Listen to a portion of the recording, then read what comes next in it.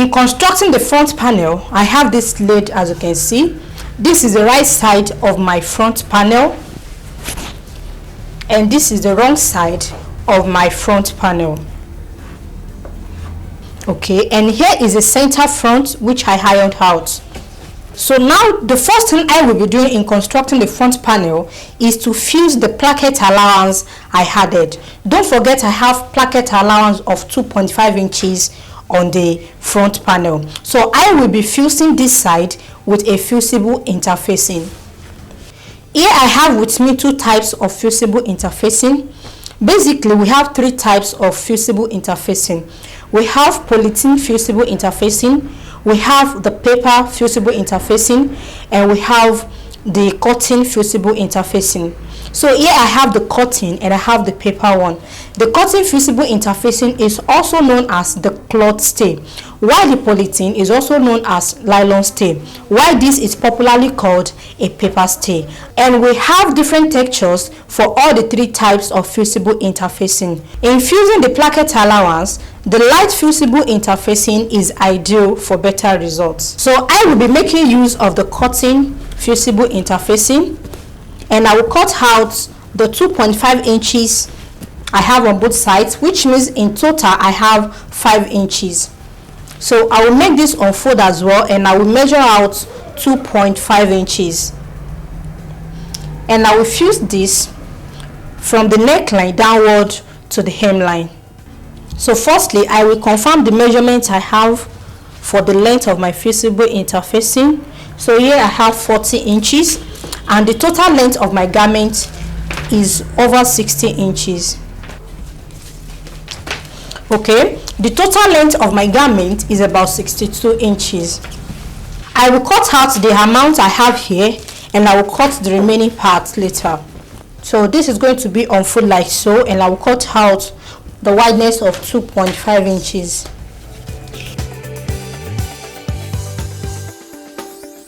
So guys, now I have my fusible interfacing cut out, and this is what I have after cutting. So I cut out two pieces, and I will be trimming off the excess later. Okay, so I have this unfold as 2.5 inches. If I open it up like so, I will have 5 inches. So in fusing this to the center front, so I will have it unfold like this, and because I have my center front ironed out, I will be able to locate the center front easily. So I will place the center of the fusible interfacing to be on the center I ironed out, which is the center front, like so. Can you see what I have? Then I will pin this side. You can see what I have. I have the center of the fusible interfacing on the center front. Then I will move this aside, and I will secure this side with my sewing pin. So I will come to this side. I'm done with this side. I will align the center together, and I will pin one side. So this is how I will continue until I'm done with everything. So guys, this is what I have after pinning the first piece of my fusible interfacing, and I will be pinning the second piece. Okay, so in pinning the second piece, I will place it like so. The fusible interfacing has two sides, which is the right side and the wrong side. The right side is the gluing side, that is the shiny part. So this is the part that will be fused together with the fabric, and the wrong side is the door side. You can see what I have here. This place is not shiny, while this place is shiny. So the side that is shining is the right side. So I will have to fold my fusible interfacing, the wrong side facing the wrong side, like so, and I will place the center on the center front, and I will pin one side.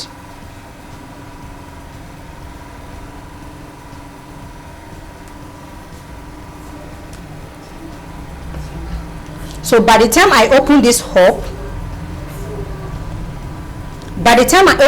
like so, the right side is going to be on the wrong side of the front panel. So I will be fusing like so. So this is a part that I've done. Can you see what I have? You can see this. Okay, so I will make this overlap a little.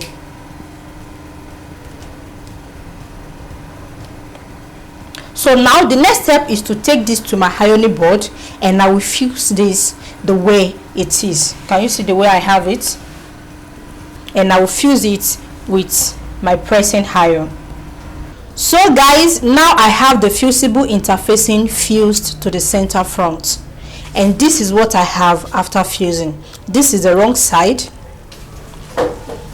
and this is the right side. So after fusing, I folded this into half again to iron out the center.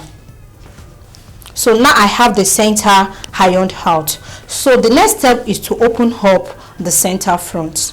Now I will be opening up the center front, which is the reason why I ironed it out, in order to have a straight line.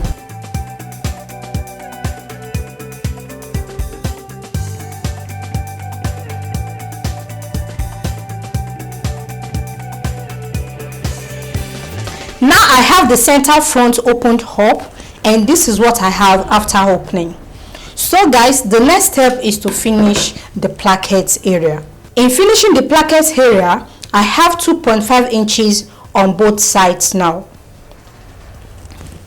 2.5 inches here and 2.5 inches here. And for my placket allowance, I want to make use of 1 inch. You can use between 1 inch and 1.5 inches. This depends on how wide you want the placket to be. But for the sake of this tutorial, I will be making use of 1 inch for placket allowance. So what I will be doing is the edges, I will fold the edges with 1/2 inch. From the edges, I will measure 1/2 inch.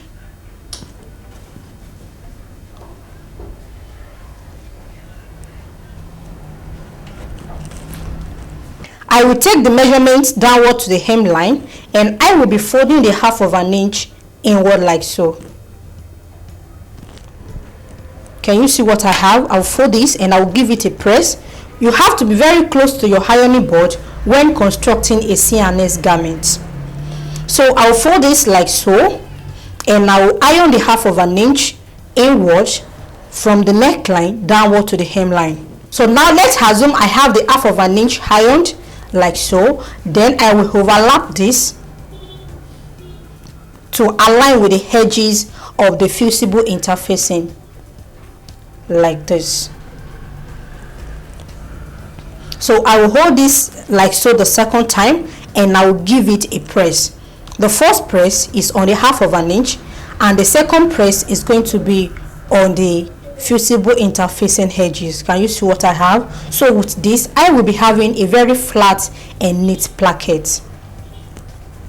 So I will do this from the waistline downward to the hemline, and I will be repeating the same process on the other side.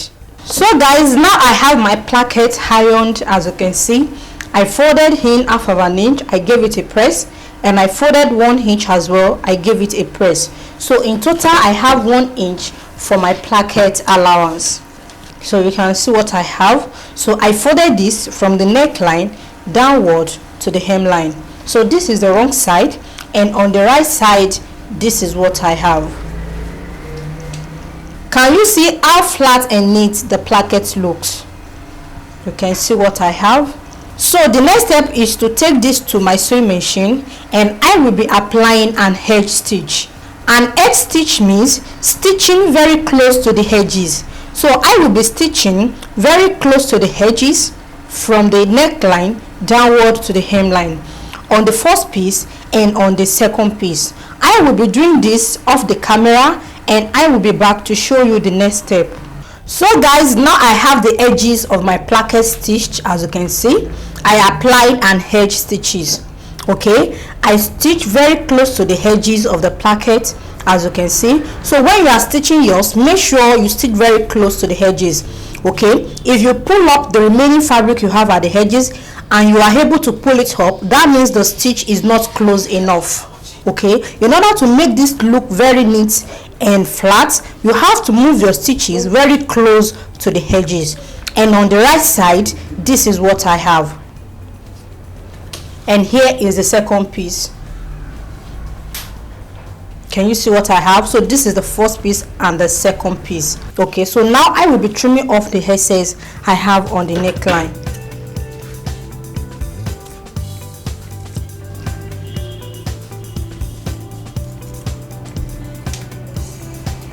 So guys, now we are done with this module, which is the construction of the bodice. Let's meet in the next module, where I will be showing you how to attach the side extension, which is also known as gore, and also how to attach the pocket.